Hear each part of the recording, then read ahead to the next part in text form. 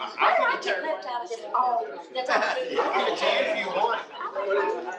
You want me to give it to Julia? Yeah. What I got for you? I don't know. Here, I'll tell you more. I like that. You have a cigarette. That was very cool. I'm so straight off. Mr. Chairman. Mr. Chairman, I don't actually get that stuff. Okay, all right. Already in. Okay.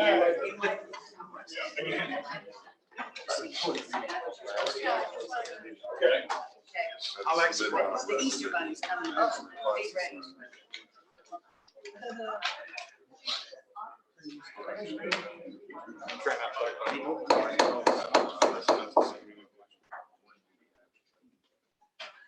Good morning, everyone. I'm sorry we're a few minutes late. Jason and I had a little meeting this morning with the internal audit folks, so we ran just a few minutes over. It was a very productive meeting. Welcome, everyone. Thank you for your leadership and time that you commit to this board. A lot of progress is being made. With that being said, Sheldon, are you out there? Sheldon is joining us video conference. Looks like we have everyone else here. Ms. Henson, any reports on driving in this morning? Record time. Record time, no ticket. Sheldon, are you there? I can hear you all. Good. Yeah. All right, well, we're going to get started. Good morning. Good morning. Okay, roll call, Secretary Brinkley. Regent Bale. Present. Regent Ball. Present. Regent Ernst. Present. Regent Harris. Present. Regent Higgin. Present. Regent Henson. Present. Regent Sheldon McKinney. Present. Regent Jason McKinney. Present. Regent Nichols. Present. Regent Porter.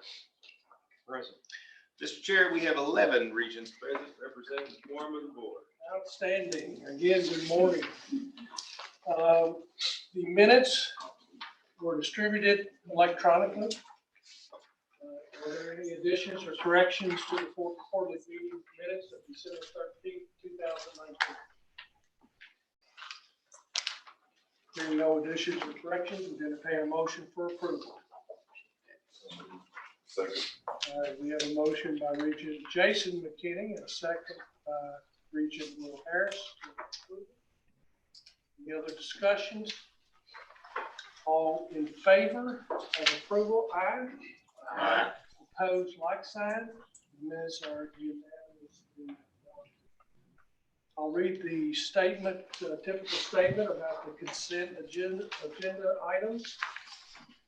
The committee of the board met on January 31st to discuss each item on their respective agendas and recommended submitting the agenda items to the full board for action. Items executive-4 and finance and budget-5 were not presented at the committee meetings and shall be removed from the consent agenda for further discussions in a separate vote. With that being the overall consent agenda statement, we next turn to our committees. And first up is Chairman Bale with Academic Affairs. Academic Affairs has 3 action items, all of which were presented at the committee meetings on January 31st. Is there any further discussion of any of those items? If not, I'll entertain a motion to approve all 3 action items as listed. So moved. Second. Motion and a second. Any further discussion? If not, all those in favor say aye. Aye. Opposed, like sign. All right. Before we move on, I do want to give our provost an opportunity to make a few words. And we have our emeritus professor here with us this morning, which is nice and I appreciate. And anything, let me make a comment that I hope all the board appreciates your messages that we're now getting via the email. Insight into what's going on at least a weekly or monthly basis in your department. Every other week. It's a busy department. Thank you. It's my pleasure to introduce Dr. Donna Blackburn. Donna, stand up. I told her to stand up and look beautiful. Who is now emeritus professor. She has served as a faculty member in the School of Nursing since the beginning of her career. Her entire career has been here at WKU. She's a WKU undergraduate, with an undergraduate degree in nursing, and then her master's and PhD are from Vanderbilt, correct? So she spent her entire career here and served as chair a couple of terms. I think while we really appreciate the service that she has brought to our campus, I think what's really worth mentioning is that she has served the community in a variety of ways and on a variety of boards. And that service is truly impactful for this region. Even though she is now retired, she continues to serve the region. And I think that's really meritorious. So I appreciate your contributions and your continued connection to WKU. Congratulations. Thank you.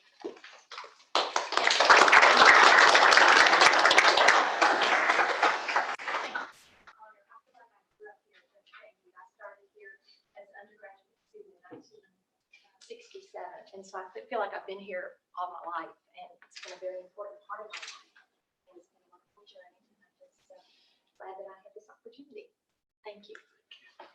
I want to add a personal comment to that. I have a nurse practitioner that's worked with me by my side every day for 15 years. Who considered Donna a mentor, and it's an example of what real tangible benefit you have produced for our area for your entire career. But whenever you talk about Donna Blackburn, the word nice comes up. And when you're smart and nice, it's a pretty good combination. So thank you. Mr. Chairman, that's all the business we have for that. Thank you, Chair Bell. I'd like to reiterate Dr. Bell's comments about the communication from the Provost's office.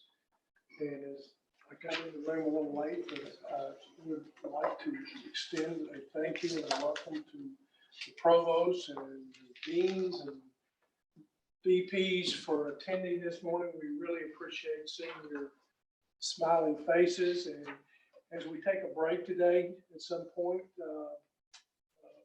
let's make it an effort on our part as board members and your part to introduce yourself to everybody. I think most of us know everybody, but just a meet and greet real quick, because we do appreciate everything you do for the Hilltop Nation. With that being said, we next move to the executive committee, which is IRAM. We have executive items 1, 2, and 3 were presented and discussed at the January 31st committee meeting. Is there any further discussion on those topics? Anyone wishes to remove an item from the consent agenda, that being 1, 2, and 3? Hearing none, I will ask for approval of executive action items 1, 2, and 3. Make the motion. Motion by Regent Bell, second by Regent Henson. Is there any further discussions? Hearing none, all in favor of approval, aye. Aye. Opposed, like sign. Passes unanimously. We next turn to executive item 4, which was not part of the consent agenda. And who is presenting on that particular matter? Good morning.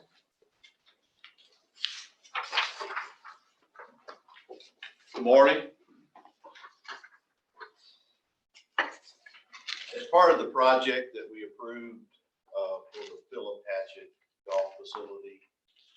BGMU, there's a request, and I'm sorry that this is after the fact, an easement, the electrical easement that we put underground, about 150 feet long by 10 feet wide that provides the utilities for the facility. And so we respectfully request that we grant that easement to BGMU to service that line. Any board member have a question or seek further clarification? Is your recommendation that we approve this? It is. Mr. President, it's your recommendation that we approve this? Absolutely. Further discussion? Entertain a motion. So moved. Second. Motion by Regent Bell. I didn't catch a second. Second. Regent Nichols, seconded. Again, any further discussion? All in favor, aye. Opposed, like sign. Motion carries unanimously. Brian, is there anything else you want to add this morning? As a lawyer, you're never supposed to ask a question you don't know the answer to. I don't know the answer to this, but anything else while you're on the, No, I appreciate the email. So, you might get a question with Brian. How much money have we saved on snow removal this year? Budget's balanced, right? yes.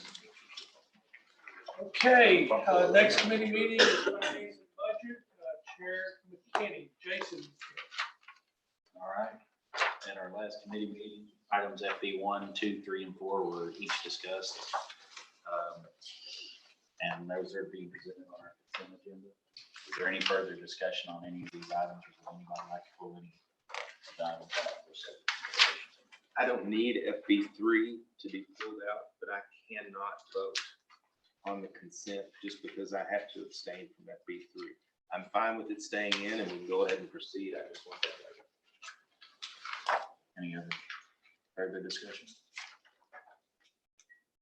If not, I'll entertain a motion. So moved. George, a second. I'll second. All right. All in favor of approving FB 1, 2, 3, and 4, signify by saying aye. Aye. All opposed, like sign. All right. Abstain. Oh, sorry. Sorry, noted abstain. All right. The next item on our agenda is FB 5, approval of allocation to renovate the health sciences complex. Sure. We are requesting an authorization not to exceed 1.5 million to complete the renovation of nursing classrooms. And I'm going to turn it over to Dean Basta. Before I do it, one point of clarification on the source of funds. It's actually coming from carryover associated with the doctorate of nursing program rather than the academic affairs. So, Dean Basta. Thank you. Okay, good morning. Wow, it's very different up here than from back there. So thank you for inviting me to come speak with you all this morning about the nursing program and our upcoming renovation. So first of all, I just want to talk a little bit about the nursing program, of which we've already had a little discussion this morning, but I've only been in this position as dean for 9 months, but it took me about 2 days to realize how important the nursing program is here regionally and to CHHS, WKU, and the community at large. So everywhere I go, 95% of my discussion is about nursing. So whether it's with our CEOs locally, who these are nurses, and they make that clear every time I talk to them, or it's just talking to community members saying they know somebody who's either been in the program, or wants to be in the program. So nursing is something I talk about all the time, and I realize how important it is here to this community. And we have a very highly sought after program. At any time, we have 800 pre-nursing students who are trying to get into our program. And if any of you have been to our facility, the MCHC Medical Center, WKU Health Sciences Complex, it is an amazing facility. I did not get to see it last year at this time when I was interviewing, so I saw it shortly after I started here in July, and it is truly mind-blowing. And I hear that from parents and students all the time. So I just had a parent in my office last week who oddly enough, is my financial advisor, but she had driven up from Nashville the first week I started here, and the first thing she asked me was not about my finances, but about the nursing program. She said, I have a junior who wants to come to WKU, or is thinking about coming to WKU for nursing, and asked me a whole bunch of questions. And at that time, I realized I better do some homework on the nursing program, because I'm going to be asked about this a lot. And she came to my office last week after having gone on a tour and said, well, she was kind of on the fence and considering a few places after seeing that facility, she is coming to WKU. And I hear this all the time. So it really is an amazing facility. We are bringing students here to become nurses, and once they're here, once they get into the program, they are passing the board. So we have a very strong program that we are very proud of. Because of that, though, our regional shortages, our CEOs ask me all the time.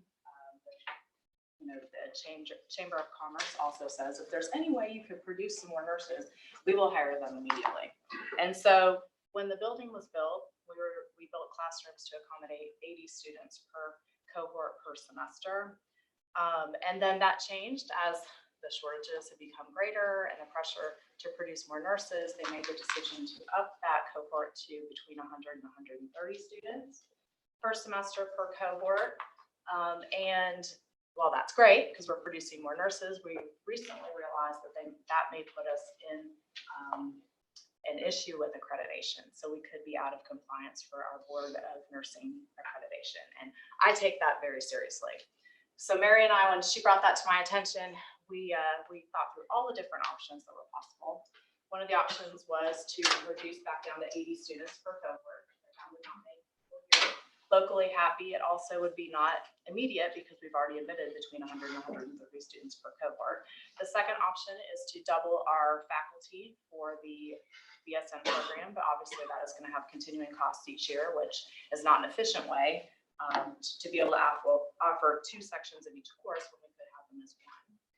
The other option is to do what we're currently doing, and I'm going to let Dr. Bennett talk about this in just a minute and how this impacts accreditation, is that we have our classes split between 2 classrooms, and the instructor is in one classroom and being zoomed to the other classroom. So half of the students are seeing the instructor on the screen, much like here. And apparently that is not okay for accreditation and could put us at risk. And certainly we don't want to do anything that could put us at risk for losing our accreditation. So those are the options. And so I guess the fourth option is to remodel the 3 classrooms down to 2. So they'd be able to hold at least 140, potentially 160 students in one classroom. So we realized that was the best one-time use of money, because then we'll be able to produce at least 140 students moving forward each cohort. That brings in additionally another $210,000 to the program just by adding 20 students. If we can add in 40 students, that's almost $500,000, and the classroom would pay for itself very quickly. And again, the funds are coming from CHHS carry forward money that was not or is exempt from being centrally assessed because they are DOC programs. So we're requesting that we can use that money to renovate this building. And the urgency is that when we realized this was the best option, we have to do it when the students are not here, and that's during the summer. So we've got to start in April to be done by August. If we don't do it this year, then that puts us back another year, and again, could potentially impact our accreditation. What I'm asking that you allow us to. Dr. Bennett, would you like to tell us specifically what accreditation is? Sure.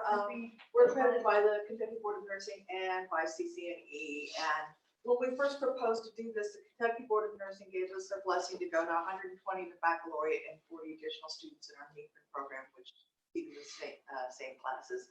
And so we originally proposed to do this using this double teaching method because we knew our classrooms wouldn't accommodate them. However, we quickly realized that doubled the faculty workload, and we weren't going to get any more faculty. I've had 2 faculty positions open for 2 years. I can't get faculty here. There's an acute nursing faculty shortage in addition to an acute nursing shortage. So then we tried the Zoom method. However, we've had technology issues, which has created a lot of stress for the faculty. And then finally, somebody said to me at a community meeting, they said, "How are you guys doing this? We just got cited for doing the same thing you're doing." And I thought, oh, I had not thought about that. The regulations had not kept up with the technology, and there isn't any, literally, I'm supposed to have a seat for every student that I admit, and in fact, we are not doing that right now. We have a seat for them, they're just not in the same room with the faculty member, and they're zooming, and that apparently is going to cause us some issues. Fortunately, we have not been formally cited. However, this fall, we have to either fix this or I can only admit 80. I can only admit the number of students that I can fit in the classroom with faculty. So hopefully this summer, we are going to fix that problem by taking these 3 large rooms that are all adjacent to each other, making them into 2 large rooms that will seat. And I also got trouble with the fire marshal because we squeezed more seats in the room for a lot of that. So essentially, this was all poor planning on my part. I wanted to get those nurses in the program and out because I'm trying to meet workforce development needs, but then all these other things sort of domino effect that is, can't do this, can't do this. Oh, okay, we will go back to see what we can do. And so the best thing we can do is to make these rooms big enough to seat the kids that we have currently admitted.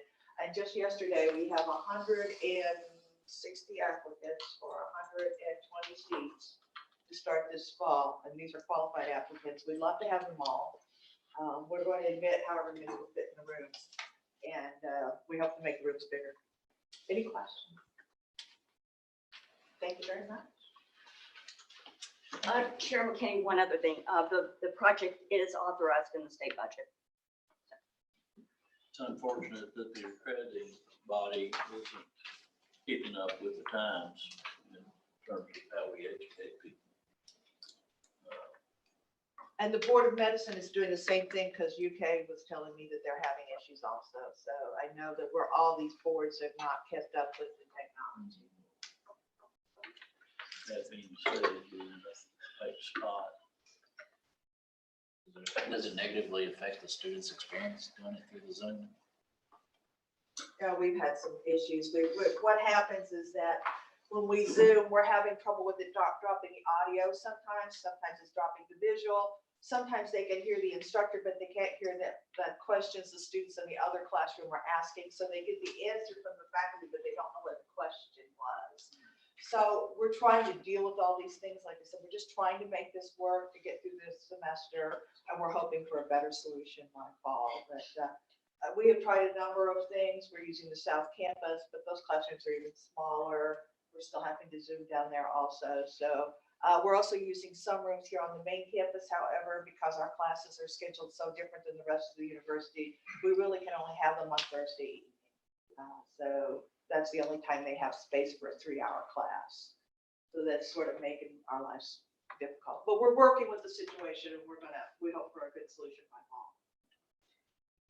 You know, one of the, not surprising to hear any of this, and obviously the technology is getting better. There is technology is to be more efficient.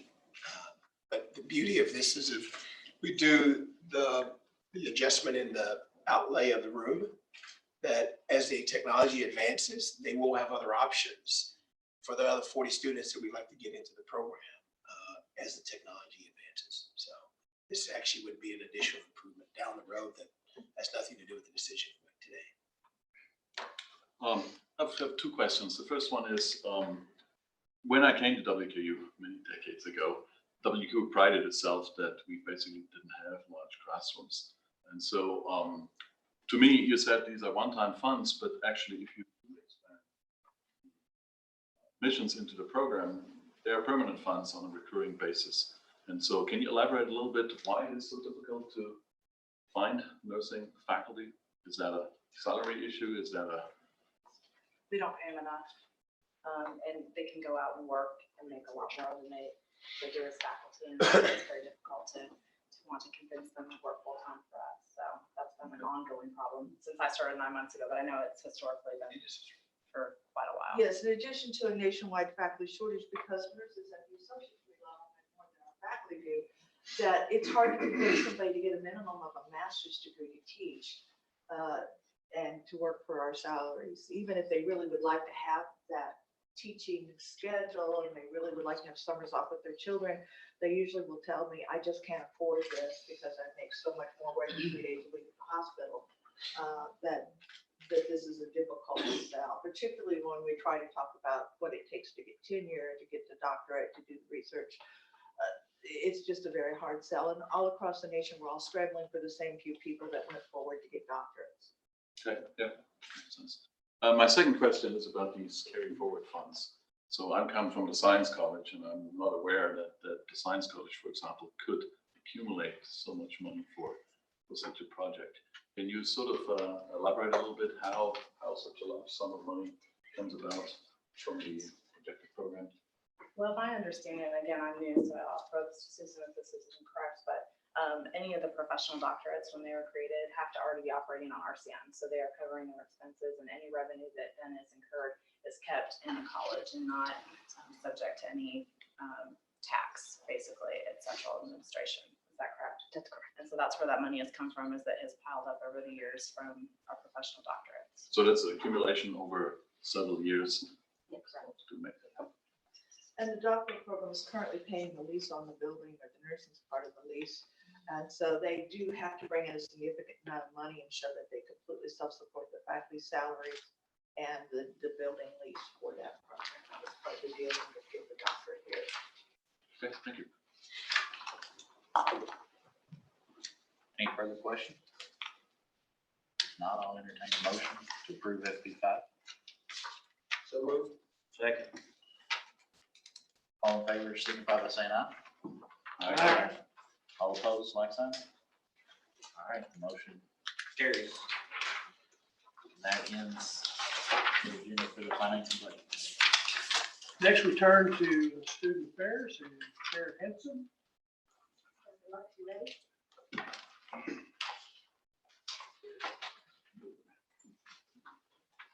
I was told I have 3.5 minutes, so we'll chew through this Tasmanian devil style. I'm happy to report, unlike last year, we've got a lot of good news to share on the new student front.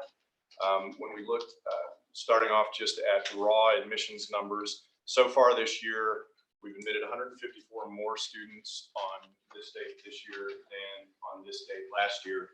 And when we dig down into who's making up that growth, I'm really encouraged by the fact that the bulk of that growth is coming from Kentucky. You all are well aware of what's happening population-wise with college-age students in Kentucky. That's not a growing pool. So the fact that we're capturing a larger portion of a shrinking pool really attests to the fact that other universities aren't capturing those students. And so it makes us a little bit of an outlier in the state in terms of our admission numbers. And, you know, when you think down the road, not just at these students' first semester on campus, but as you know, the state of Kentucky rewards universities through performance funding at a higher rate for Kentucky residents than non-residents. So the fact that the bulk of our growth is coming from Kentucky, we're not only fulfilling our mission to serve the residents of Kentucky, but we're also putting the university in a good position down the road in terms of performance funding. So when we look at the admitted students, we also tend to yield Kentucky residents at a better rate than we do non-residents. Generally, we yield Kentucky students about 4% better than non-residents. So what that means is that there's about a 4% greater chance that a Kentucky resident who's admitted to WKU will actually enroll here in the fall than if that student was a non-resident. And we also know that we generally retain and graduate Kentucky residents at a higher rate than non-residents. So those Kentucky numbers are good. Those admitted student numbers are good, but I don't want you to get too hung up on that. The really good news when we're looking at what's happening so far with our admitted students that will be coming in next fall is when we look at orientation registration. Right now, at this point in the recruitment cycle, the most significant action that a student can take is to register for new student orientation. Every freshman that comes to WKU has to participate in new student orientation. We call it the Topper Orientation Program, or TOP for short. And so that's data that we track very carefully. If a student registers for orientation, there's about an 85% chance that he or she will actually show up to orientation. And if they show up to orientation, there's about a 92% chance that that student will come to WKU in the fall. So this is what we're really tracking closely at this point in the recruitment cycle. So I'm happy to say that as of this date today, we're up 399 more students that have registered for orientation than on the same date last year. Really sorry that we couldn't just bump it up 1 or 2 students to get over that 400 mark, but 399 this early in the cycle is pretty significant when you think of those students' likelihood to come to WKU. Again, that growth has been primarily driven by Kentucky. So of those 399 students that we've seen the increase, 327 of those are from Kentucky. And so again, that means we're capturing a shrinking pool, a larger portion of a shrinking pool of students that the other universities in Kentucky aren't capturing. And when we look at our out-of-state numbers, though, we're also seeing encouraging signs there. 24% growth in the number of Tennessee residents that have registered for orientation at this point this year versus this point last year. But again, most of that growth is coming from Kentucky. And so when we zoom in as to where in Kentucky we're seeing that growth, very encouraged that the bulk of the Kentucky growth is coming from right here in Warren County. We have 72 more students from Warren County that have registered for orientation this year versus on the same date last year. So that's really encouraging. And I really think that speaks to the fact that WKU really smashed the paradigm when it came to revamping our scholarship program in the fall. We did something that very few institutions in the country, not just in the Commonwealth, but in the country are doing when we removed that ACT requirement from most of our academic merit scholarships. And the purpose behind that was to provide more access to a WKU education for more specifically Kentucky residents. And as we can see, the data so far is showing that has done exactly what it needs to. We've also increased the sophistication with which we're using data in our recruitment decisions. Rather than casting such a wide net and spending a lot of time and resources on students who have a low probability of enrolling at WKU or anywhere else, we've really been a lot more targeted in our approach and utilize that data to try to identify students who look like they have a higher probability of enrolling at WKU based on the data that we have available. We've also really taken a close look at those students that we admit to WKU who don't end up going anywhere. I don't know if you all have heard this figure yet or not, but among the students that we admit to WKU that don't come here, 52% of them don't go to college anywhere. So when you think about, okay, the students that we admit that don't come here, we must be losing the majority of them to other institutions. No, we're losing the majority of them either to not doing anything or going straight into the workforce. So that's really caused us over the past year and a half to back up our messaging and not start the conversation with, here are all the reasons why you should come to WKU, but really start that conversation with, here's why college matters. Here's why it's important. And then we can move to, and here's why we think WKU is the best fit for you. And we've also been a lot more intentional about talking to students about the importance of starting where you hope to finish. Rather than, okay, well, I'm going to start somewhere else. I'm going to start at a 2-year institution. I'm going to start at an institution close to home and then transfer to WKU. We've really been intentional about sharing the importance of starting where it is that you hope to finish. And so far, the numbers look good. When we dig deeper into those numbers and look at different types of students, really across the board, we're seeing some positive growth. And so the hope is that growth will continue throughout the summer, and we're going to see better results in our freshman class in August. So was that 3.5 minutes? Close enough. Good news can go longer. That's right. Yeah. I will add in, this is a chance for me to thank Jace, the entire enrollment management team. Folks have been working exceedingly hard on this, and I'm thankful for every person who's involved in the recruitment effort in that office. But this is an institution-wide effort. This is not just enrollment management. It's not only the staff who are out recruiting, it's every faculty member, every staff person, and many of our students who are actively involved and proactively communicating the value of the WKU experience the value of going to college. While these are very positive numbers, and I wanted to make sure that you heard that from us, we're hearing similar things from competitors or sister institutions across the state. We are an outlier in terms of our trajectory being up versus where some other folks are in that first year class. But there's a lot of work to do. And so before we start waving flags and celebrating, and the target date is September, not April. And so we're going to keep on with the incremental press and make sure these numbers stay strong. Other thing that I will mention, this is full-time first-year students. There are a range of other places where we have to continue to do better. Graduate recruitment, international recruitment, which as you can imagine, is incredibly challenged right now, and transfer recruitment. All places where we can do more and will do more. But this is terrifically positive work, and so it's a testament to both the innovation that we've created, but also the work of hundreds and maybe thousands of folks across the enterprise. Jace, thanks for the report, and give us some numbers on the international, because we expect further attrition just by some of the folks that entered. I think we were 1,200 strong a few years ago, and it's dropped with each year necessarily. So one of the challenges in the international marketplace was a contract or a list that we fell off of 6-7 years ago, right? With Saudi Arabia, we were the second largest enrollment of Saudi students in the United States at one point. At our zenith, we were at about 1,400 international students. That's fallen to about 300. You can do the math on that. When you think about what the decline is in that enrollment, it has significant financial repercussions. We're not unique in this. There was an article just this week in the Chronicle of Higher Education talking about other institutions who experienced similar challenges. We adjusted our budget up for something that we thought was a trend, but was a blip.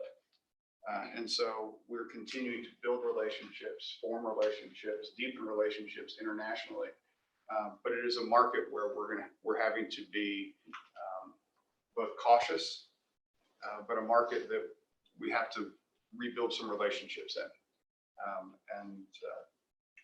If you ask me where the growth potential is, I would argue international is probably not the place to look for massive growth today. This board in the past has talked about the importance of advising with regards to admissions and particularly retention. Are we doing more work in that area? And what role do you see that playing? Absolutely. I think, there was a major change to the advising structure a couple of years ago, and where advising became a more centralized process and not necessarily done one way in this college and another way in that college. And good news travels, and students in general have expressed their satisfaction with the advising model. They realize that it's different than that which they may experience at other institutions, and they tell their friends that guidance counselors in high schools are aware of what we're doing on the advising front. And so, anytime a student has a positive experience here, it's going to help on the recruitment front with attracting more students to WKU. So that work it's very interconnected to what we're doing. Chris Jensen in the Advising and Career Development Center is doing a lot of good work that's and that news is spreading. So, Jace, what county is the second largest county you're getting students from? I just was curious. What do you want to hear? I want to There, Regents Henson? You know how many people I've driven up here on tours. Dr. Caboni knows. I have driven up, and I just have to tell you all that the tours they give when you get a program, you bring them on here, and the campus tours, I've sat through quite a few of them. They are great. They're fantastic. I've been the whole time. I'm just excited, and I try to contain some excitement, and I just don't want to go overboard to these students. No, go overboard. But I will just tell you, It's fine. it does a great job, the way you all got it set up from the time they go into the alumni center to talk to the young ladies and go over the PowerPoint presentation to the tour. It is quite something, and you all have done an excellent job with that. But I was just wondering Jefferson County maybe was a second. Drum roll, Jefferson County is number 2. Yes, thank you. And it's all because of me. I know it. It is. It's got my name on everything. Alumni word of mouth, and then Logan County is 3rd. I just wanted to bring up Jefferson. Aaron has grown. Wouldn't say it's in the top 5. Does anyone have any more questions? Yeah, I have you mentioned the yield rate. So once the person's admitted, what is the yield? For a Kentucky resident, it's about 34%. Institutionally, we were at 32 point something last year. For a Kentucky resident, it's about 34%. For a non-resident, it's anywhere from Tennessee is 29, Indiana and Illinois are 30. So roughly a third of a chance. So when you look at our total pool of admitted students, it can very roughly be divided into thirds. About a third of them are going to come here. A little less than a third won't come here. They'll go somewhere else, and then a little more than a third won't go anywhere. I'm going to touch on that because I asked a similar question around, well, if you only have this much growth in the pool and your yield is this from last year, what do you think the assumption there is that you haven't done anything with price sensitivity, which is exactly why we did the new scholarship model. My expectation, and everybody's heard this from me, is that yield rate will continue to go up because we're being more targeted with the marketing, more targeted with the investment of discount, and the end result in that should be a larger percentage of the admitted students will choose to enroll. But it's the exact right question. It's where I went to. When I first was the number 160 more. I have a follow-up question. So first of all, I should say I'm very pleased because I got some information about the financial risk we're taking with that new program, and we need to see a positive return rate, otherwise we're in big trouble. But the question I have, since we're no longer tracking ACT scores, what kind of measurements do we have in terms of the quality of the students Well, we do still utilize ACT scores in the admission decision, just not in the scholarship decision. So I think I took that out. Well, I will say that the academic quality of the class, and I have a slide that I can show you here, Klaus. It's very, very small, but you can at least see the green, which means growth. When you look at, we're looking at GPA bands right now. So students with a 2.0 to 2.49, 2.5 to 2.74, and on up. And you're seeing pretty much equal growth in every GPA ability band across the board. I had the slide with ACTs in here, but I knew that I was never going to be able to cover all of that in the prescribed amount of time. So I can get that information for you, and you can see. But there's positive growth across both ACT composite scores and across GPA bands in terms of students registered for orientation. Now the numbers look a little bit different in terms of admitted students, but at this point in the cycle, I don't want to say the admitted student numbers don't matter, but at this point in the cycle, what we really need students to do is register for orientation, because that is a real sign of their commitment to attend WKU. And I didn't include it in here, but one of the things we track even closer than that is students who have registered for orientation and have paid a housing deposit. If a student has taken those two actions, there's a very, very good chance that they intend on coming to WKU. And there are 267 more students that have done both of those things this time this year versus last. So that's great. It's a very, that really is probably the most important number to focus on, because you're not going to pay a housing deposit and register for orientation at an institution that you really don't plan to attend. Yeah, the reason I was asking this is we pay a lot of attention to retention, and certainly we don't want these retention numbers to split. And so the quality of the students coming in is fundamental. That this doesn't slip, because then retention would be much more difficult. That's why I was asking. So, and I'm very familiar with particularly the GPA slide, but also the ACT slide, because You're right on target. What we're seeing on, particularly on the GPA side, as we use the investment to shape the class, you're seeing growth at 3.0 and above. You see a little bit of shrinking at below that because we focus so heavily on scholarships for students who are going to be able to be successful. And so one of the even more surprising things about that is you would expect growth in the 3.0 area because there's a new scholarship that's available for them, regardless of their ACT score. But what we're also seeing, and it's a little counterintuitive, is growth in the 3.8 to 4.0 student as well. So part of the conversation outside of the institution, and it's good when you're hearing it repeated back to you, is that WKU is a place that people are talking about again, that the student experience, particularly around First Year Village and what we're building, is something that many more people are interested in, that we're aggressive on the opportunity side, and we're growing diversity, but also we're growing our typical students as well. So essentially everything we're hitting is moving that needle. And we're seeing responses in the marketplace from competitor institutions as well, which also is a good sign. And Dr. Caboni mentioned diversity. As we drill down into these numbers even more, there's been a 52% increase in Black or African American students that have registered for orientation, 103% increase in Hispanic Latino students, 65% increase in students with from 2 or more races. So really across the board, academically, underrepresented status. I mean, there's just across the board, we're seeing positive growth. And that's largely attributable to the scholarship model. So it's doing what we had hoped it would do. 6 more months. Does anyone have any more questions?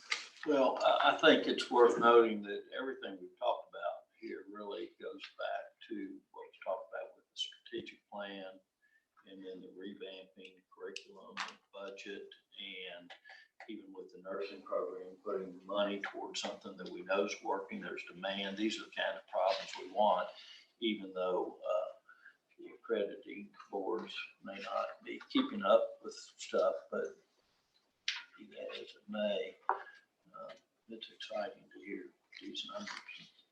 Thank you, Jace, for your hard work, and everyone else that participates in this. We can't talk too much about that. That's where Western has everybody. Thank you, Jace. I always say I have the best committee. We always have good news and positive things to say.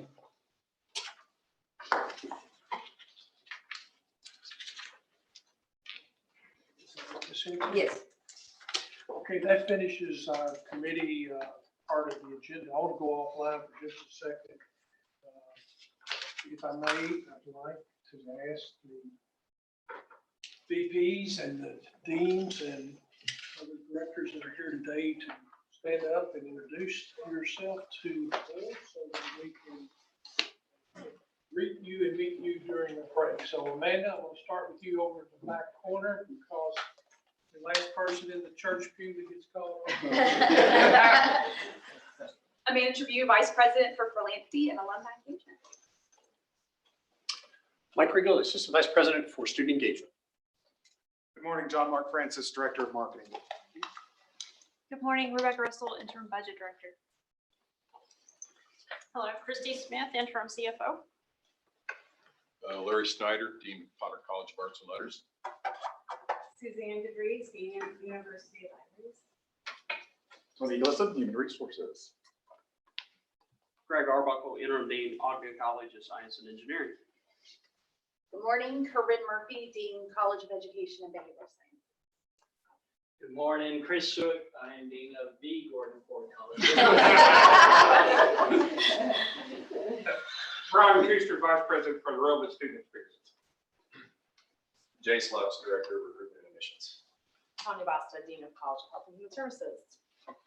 Bruce Schulte, Associate Vice President of Strategy, Performance, and Accountability. A mouthful. I get the long one. No, I got you beat. Morning, Cheryl Stevens, Acting Provost and Vice President for Academic Affairs. All right, we'll do a letter.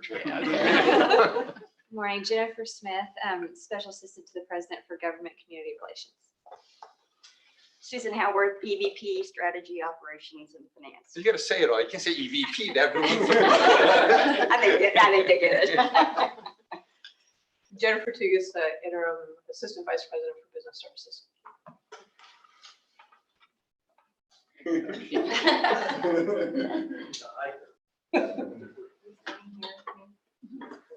Jennifer Miller, outgoing Director of Audit.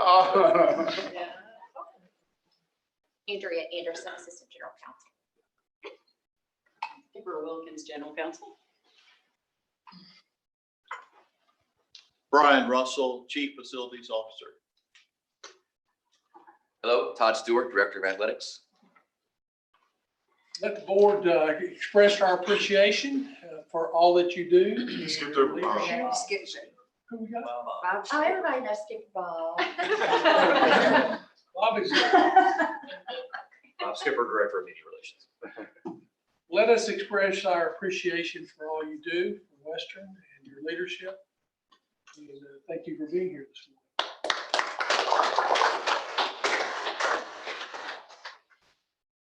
Okay, Regents, do you want to break or we move on? We're getting close to wrapping up our morning if you want to move on.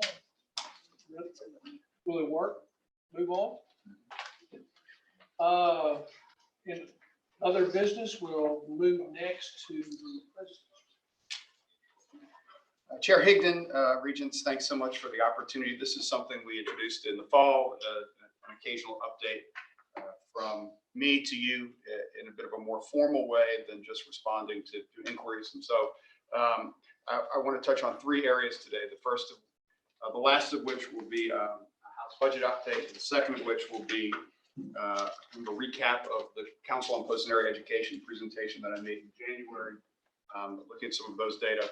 But I'll begin this morning with number 1, some announcements around personnel. And the first of which is we've hired a new vice president for enrollment and student experience. Dr. Ethan Logan will be joining us on May 15th from Texas Tech University, where he has served as Chief Enrollment Officer and has been responsible for a remarkable transformation of their recruitment and enrollment process.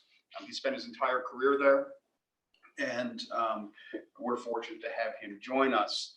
We'll have many other opportunities to do this, but he will be taking the seat that is now occupied by Brian Kuster, our current VP for Enrollment and Student Experience, who thankfully stayed for 2 years longer than he thought he was going to stay.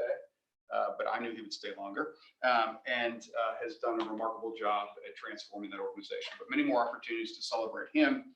The other announcement that you just had a preview of is that our Director of Internal Audit, Jennifer Miller, also will be departing in the next several weeks. Jennifer has worn 2 important hats to the university, both her professional role, but I'll mention her governance role as well, chairing the Staff Senate for 2 terms, and being a great governance partner with me and for the university. And officially yesterday just had parental leave passed with 12 hours of leave for our staff. And so Jennifer, we'll miss your leadership on the governance side, but also your internal audit skills. The organization that you've built during your tenure here has been outstanding. Your relationship with the board has been remarkable, and I'm thankful for your direct and honest counsel, and also for everything you've done for the university. Jennifer will be leaving to take the Director of Internal Audit position at Fruit of the Loom, and we certainly could not match their salary, nor the opportunity that they provide for international travel and advancement. So Jennifer, congratulations. You're not going far, but we appreciate you very much.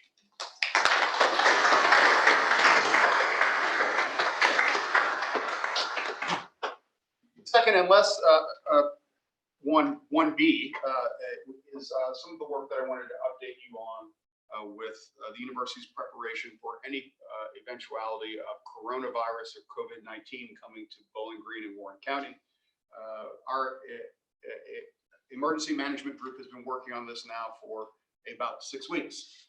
since mid-January when we saw this as a possibility. I will repeat for everyone in this room, including Dean Basta, who's failed twice, at least on the face touching portion of this instruction. The best thing that everyone can do right now is to wash your hands, not touch your face. And if you feel sick, please, please, please stay home. If we do those three things, we have a little bit more time to prepare, but preparation is exactly what we've been doing. Good issues management and crisis preparation is about planning for every eventuality and hoping that you never have to use that. And so we've begun all of the work necessary to think about if and when this were to show up in significant ways in Bowling Green and Warren County, what possibilities or what are the possible reactions we could take as a university? What are all of our contingency plans? And we've worked really hard to ensure that we will have continuity of operations, that instruction can continue, even if its form may change, and learning will continue to occur.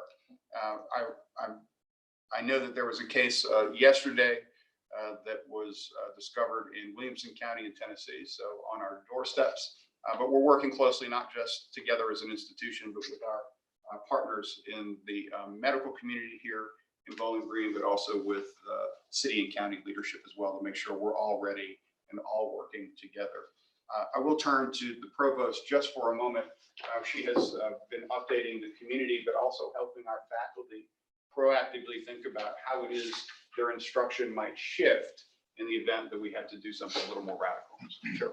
So not knowing what this is going to look like, and knowing that we have quite a few faculty who teach in a traditional way, we've been offering, working with the Center for Innovative Teaching and Learning to develop some webinars. They ran the first one yesterday. About 30 faculty participated. It's a live webinar.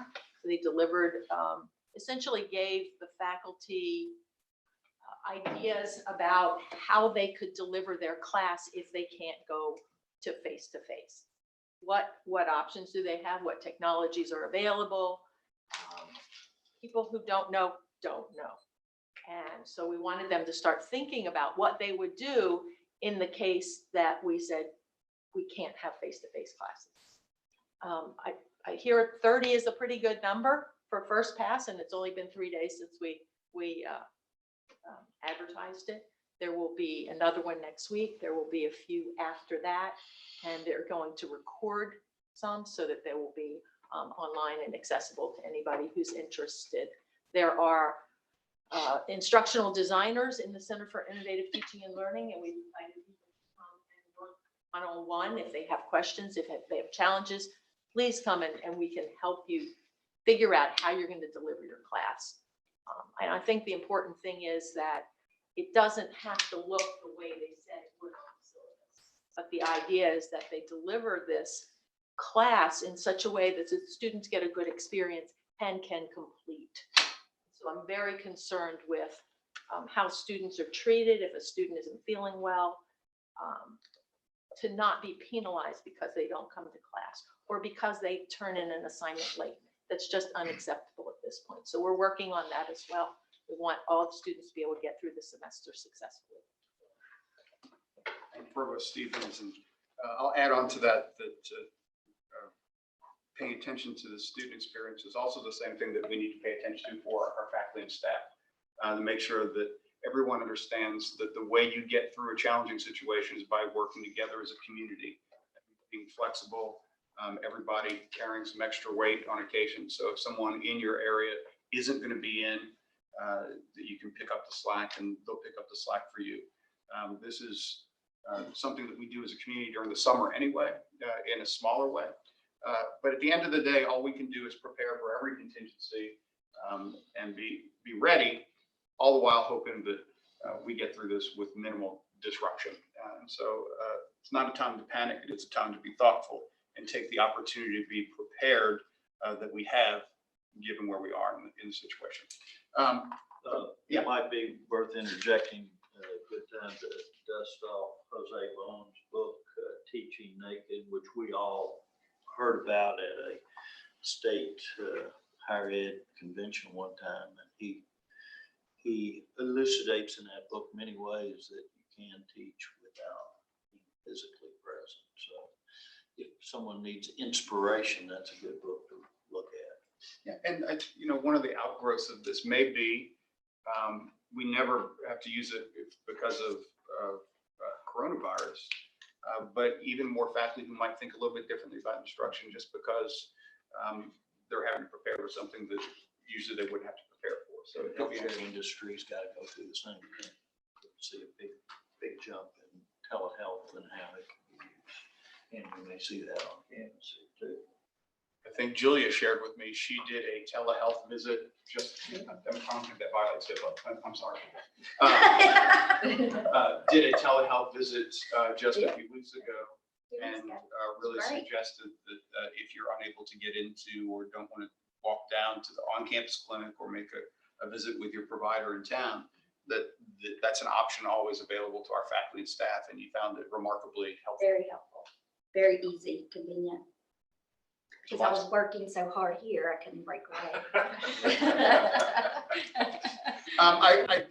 Just before, I really want to commend Dr. Capote and the team for what you're doing, and that you're focused on the right things. That it's your students, it's the faculty, it's the staff, it's the broader community, but even more so the fact that you're thinking about the opportunity that this creates for the future. Education's changing anyway. And a lot of people are deciding what is the pace of that? This is actually bringing that pace a whole lot closer to us in terms of what we have to think about. So I think it's great what you're doing.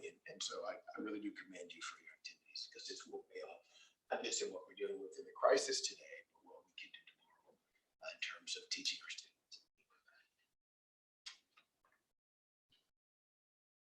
I think you all have in front of you, or about to have in front of you, a placemat. That's what they call it at CPE. It is a document that requires glasses for most people to read. It's essentially the dashboard that CPE looks at annually for the university. And none of these data should look different to you.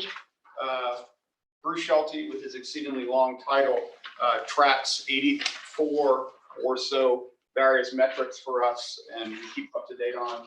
We have a smaller group of about 13, 14 that we really zoomed in on, many of whom you'll see reflected here, but you can see the relationship between these and performance funding. I want to call your attention to a couple numbers. On the retention front, our 18, 19, these lag a little bit too, but I still think it's good information. Our 18 to 19 one-year retention rates are at the highest they've been as an institution in 5 years, with 72.9% for all first-time, full-time baccalaureate students, 64.7% for low-income students, and 59.5% for underrepresented minority students. We continue to make progress on that. There are data that we're seeing between fall and spring retention that shows that. One example is that we have preliminary data for our first cohort of summer scholars. You remember those were the students who came in with a high school GPA of less than 2.5. In the fall of 19 to spring 20, for that group, the 147 who came in, 117 made it into the fall. 73.8% of those students came back in the spring semester. The same cohort of students who started in fall of 18 retained fall to spring at a 68% rate. And so we've moved that by about 5 percentage points. Again, focusing narrowly on interventions for specific groups of students. If you look at graduation, 17-18 was the highest 6-year graduation rate on record at 53.4%. We did slip a little in 18-19, but, and this is important, we are on target for another record-breaking year in 19-20. Already 53.4% of next year's cohort, those who began in year 2014, have already graduated. And so we still have spring and summer graduates to go, and we should exceed our target of 53.7% there. Our 4-year graduation rates increased from in 2008, 2009, 21.9% to 18-19, 40.1%. That is a remarkable jump in a decade. and focused on that completion rate. We did produce slightly fewer degrees at the baccalaureate and graduate level.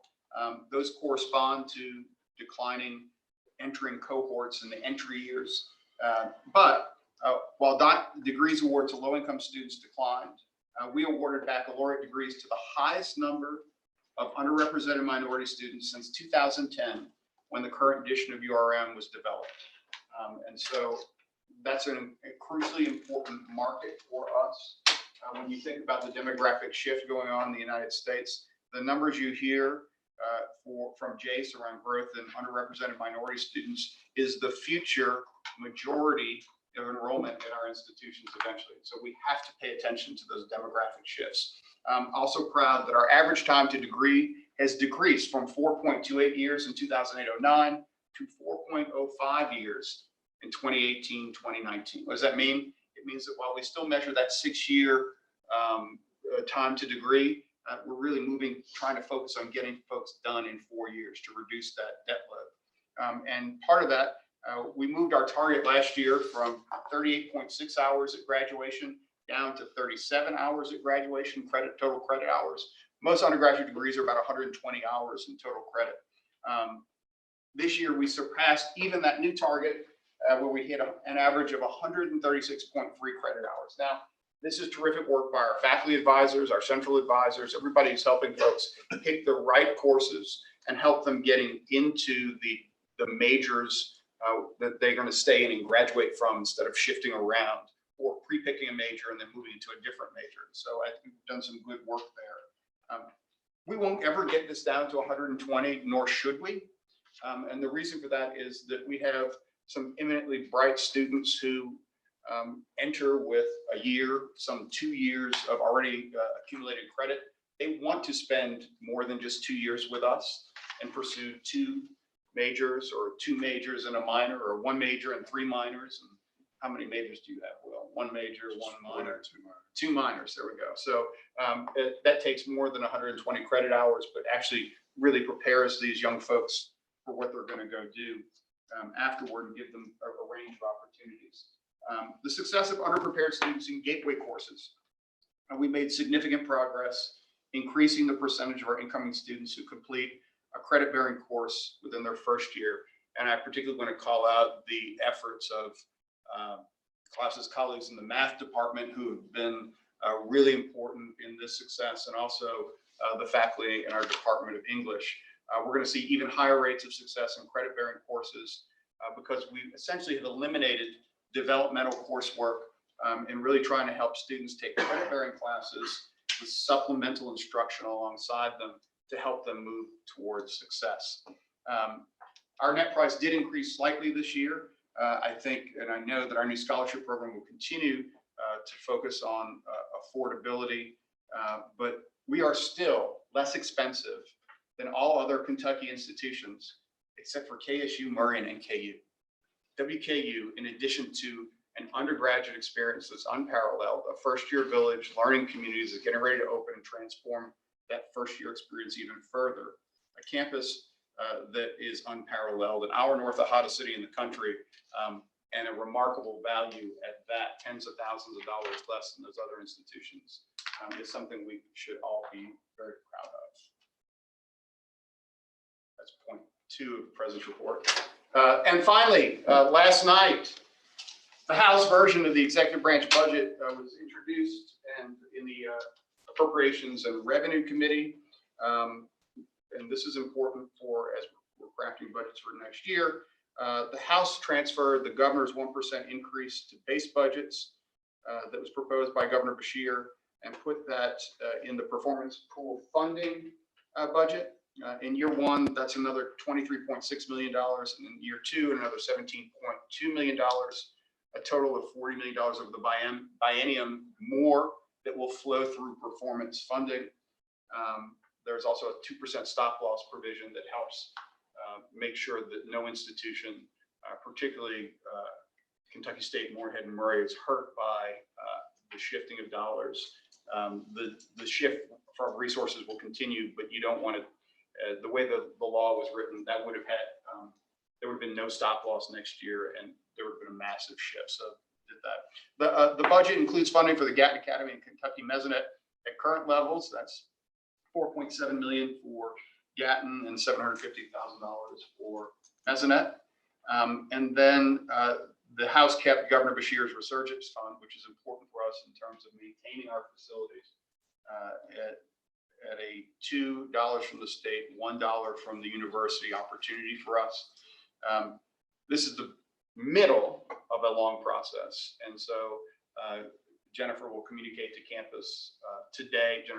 Jennifer Smith will communicate to campus today where we are now in the conversation, but a lot more work to do as this budget hopefully today makes its way over to the Senate side.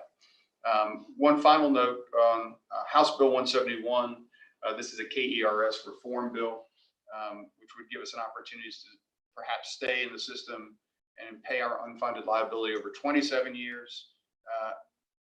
In the bill right now, that participation rate would increase to 80%. There is some hope that in some other portion of the budget, there would be some decrease that would create a contribution rate of 50% for us. The Senate seems uninterested in this bill right now. It's been there for a while. They haven't taken much interest in pushing it forward, but we're continuing to work and advocate strongly for WKU and higher education in particular. I will say this, it's my third session here in the state. It is a much better place for us to be getting a conversation around what's the number for an increase, even if it flows through performance funding, then how much of a cut is higher education going to take? And so I'm hopeful that the negative news of 14 years might be reversed. But there's a long way to go between now and the end of the session. So I will keep you all informed. How's it? I want to add a couple of comments to the president's report, but before I do that, does any region have a question? Comment on the president? Question, for this retirement system, don't we have a deadline of April 1 to make a decision? Where does that stand? We have between April 1 and April 30 to make a decision. And so we're still working on, so there are two issues for this. Northern Kentucky, Eastern Kentucky, and WKU have contracted with an outside group to look at our numbers. We received preliminary estimates back from the retirement system. I'll share those numbers with you in a second. But the real challenge for us is that as fiduciaries, it's really difficult for me to ask you to make a decision based upon data with this caveat that was listed at the bottom of the letter. All these numbers are subject to change based upon recalculation in July, and you are unable to re-enter the system if you decide to exit. That's my reaction exactly. The number would be the total liability for a hard exit, which we're not contemplating, is, I'm going to try to do this off my head, $140 million. Soft exit, it's $180 million. If you think about the escalator for a hard exit, it's $10 million. For the soft exit, it's $14 million, 1.5% increase every year until it's paid off. With that magnitude of increase between what we pay today and what it would take to pay, it's exceedingly unlikely that that's even doable. And we don't know if they're the final numbers or not. Right. But we'll have more information at the between now and the April meeting. Anyone else? I want to pick up on a couple of comments of the president's. First, Jennifer. We're going to put you on the spot. Okay. Several years ago, the board reinvested in our internal audit program. Jennifer was selected to the banner to take it forward, and you have done a remarkable job. As the board knows, she's a direct line report to the board.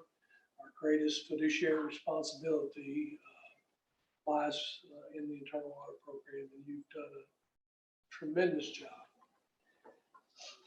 You built a foundation that will carry us into the future. So on behalf of the board, thank you. You're going to be missed, but you've left us in a good place. So thank you very much.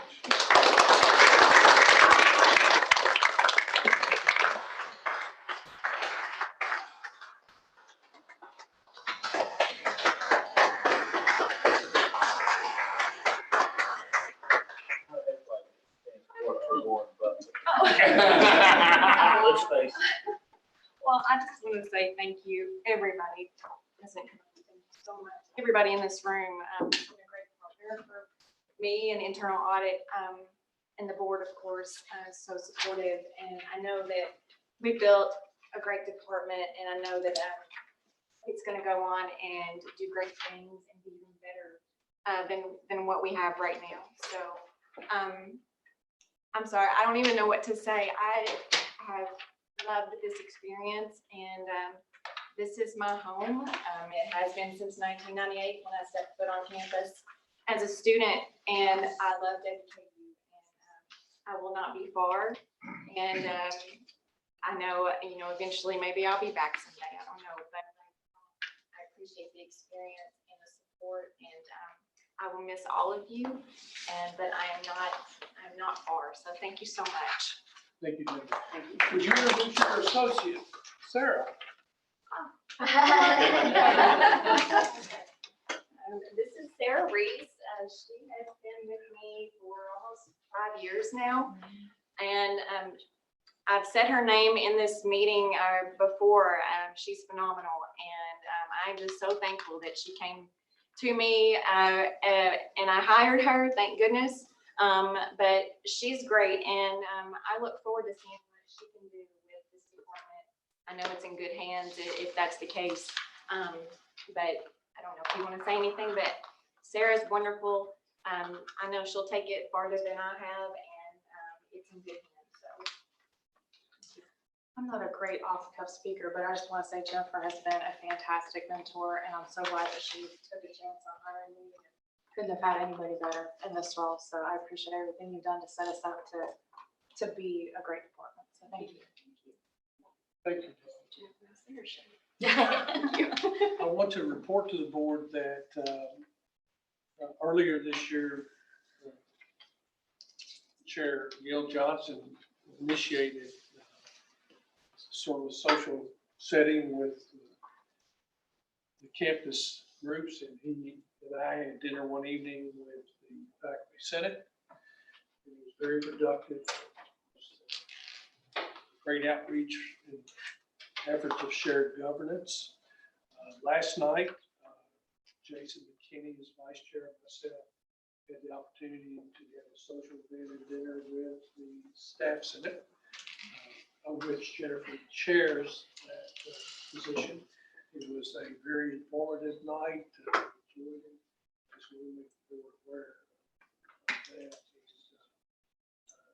Good efforts.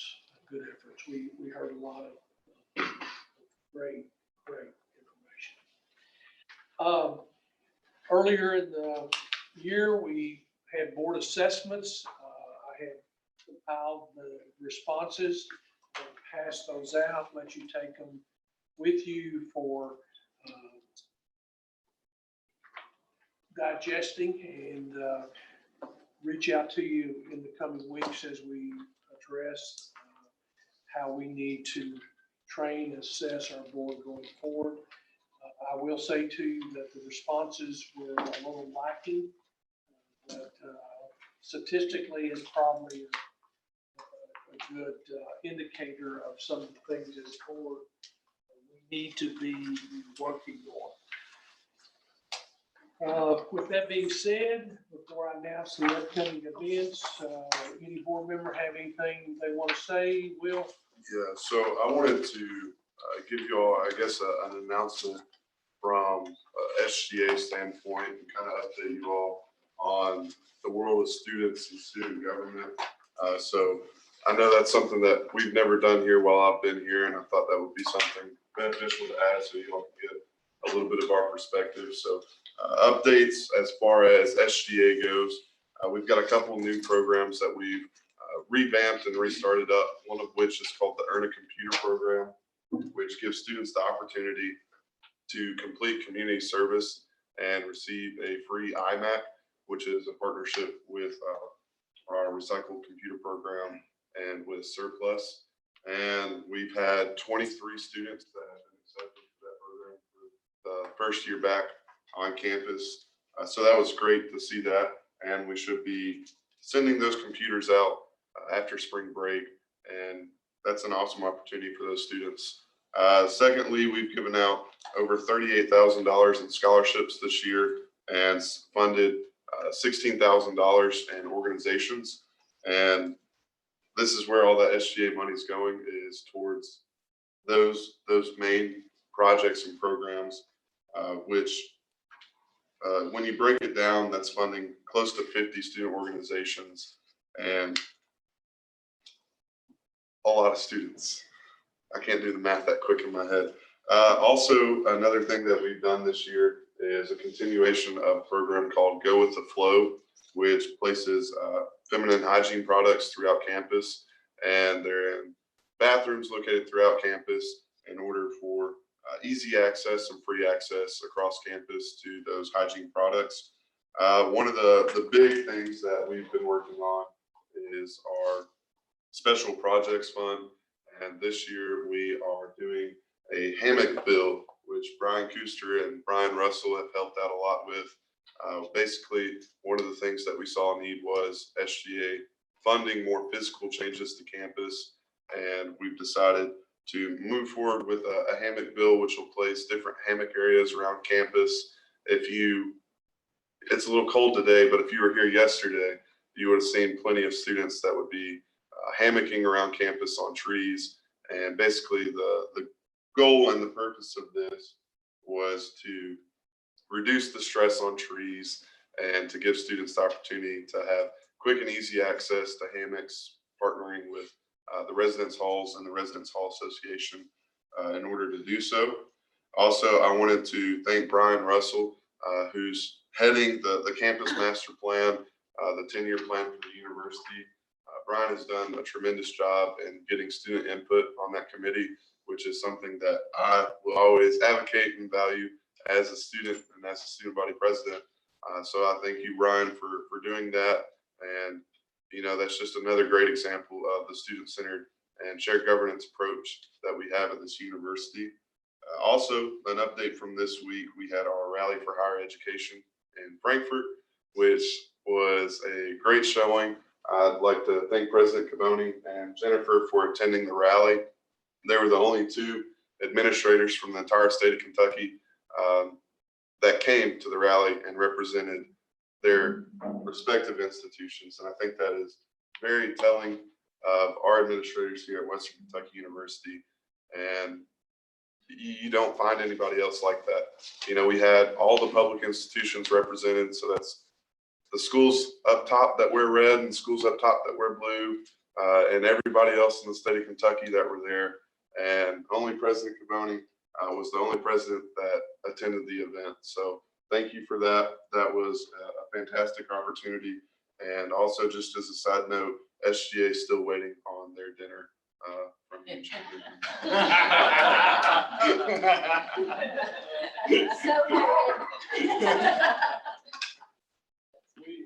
You're on the list.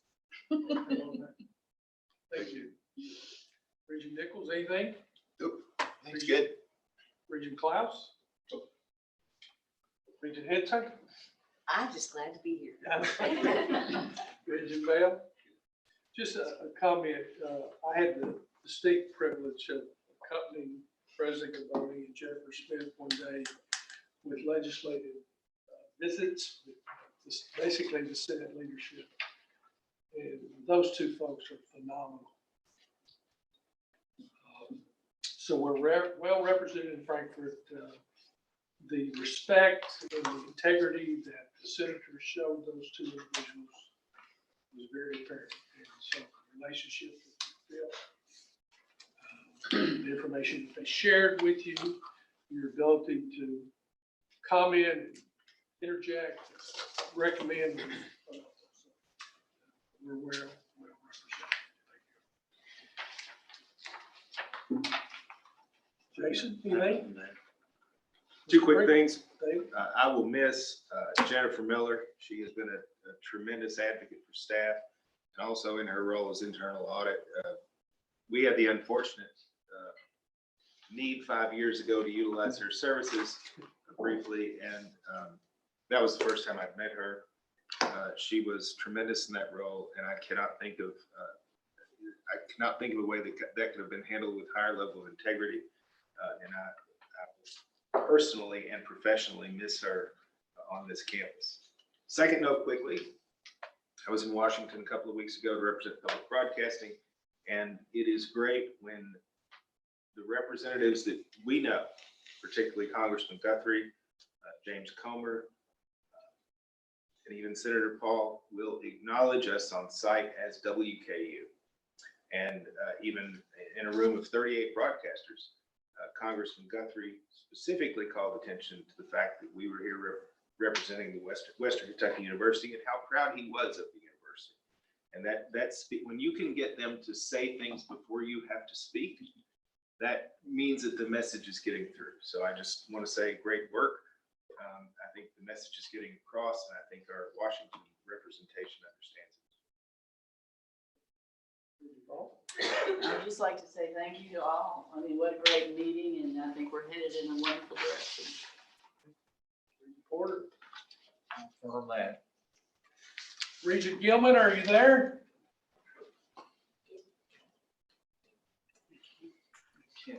This is Sheldon. I'm here. I don't have anything to add. I apologize. Momentary lapse there. Yeah, it's okay.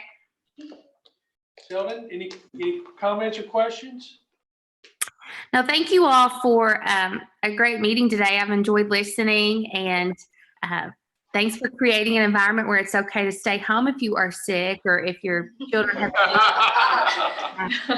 just been coughing on you for 3 days. So you all are doing great things, and I appreciate your time today.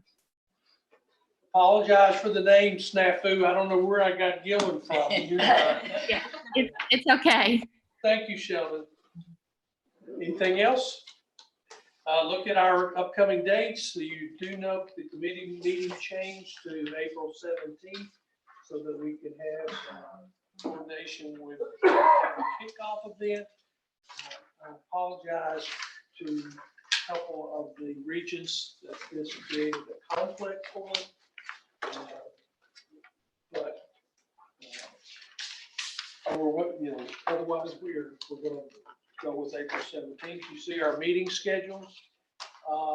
Please note the retreat in August. If you have any agenda item that you would like to put on the retreat, need that you feel that we should look into, please do so.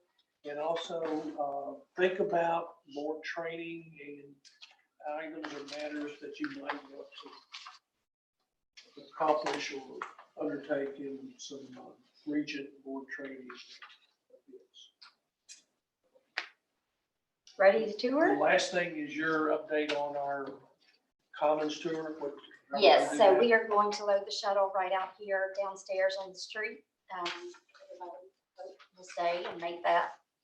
And we will return here. So if you want to leave your things here, Jeff's going to stay, lock everything up. We'll be here. Matter. A motion for adjournment. Motion by Brinkley, seconded by Linda Ball.